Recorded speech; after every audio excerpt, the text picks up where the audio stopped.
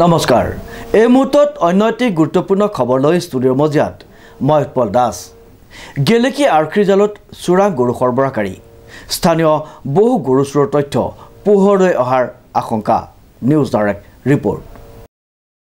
গেলেকী আৰক্ষীৰ জালত চোৰাং গৰু সৰবৰাহকাৰী উল্লেখযোগ্য যে গেলেকীৰ আৰক্ষীৰ জালত পৰিছে আৰমান আলী আৰু ইমতাজ আলী উৰফে বুবাকন আলী নামৰ দুজন চোৰাং গৰু সৰবৰাহকাৰী আৰমান আলীৰ স্বীকাৰোক্তিৰ ভিত্তিত নপাম বাৰুৱতী নাথনিকটাৰ পৰা উদ্ধাৰ কৰা হৈছে ৮টাকৈ চোৰাং গৰু প্ৰথম অৱস্থাত বুবাকন আলী পলায়ন কৰিছিল যদিও নিখালৈ আৰক্ষীয়ে অনুসন্ধান কৰি নাজিৰা মেকিপুৰৰ পদুমপুখুৰী সমীপৰ পৰা এঘৰ লোকৰ ঘৰত আত্মগোপন কৰি থকা অৱস্থাত আটক কৰে বুবাকন আলী আটক হোৱাৰ পিছতে এতিয়া স্থানীয় বহু গৰু চোৰৰ তথ্য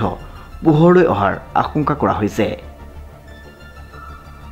অনুপম বৰাৰ ৰিপৰ্ট নিউজ নাও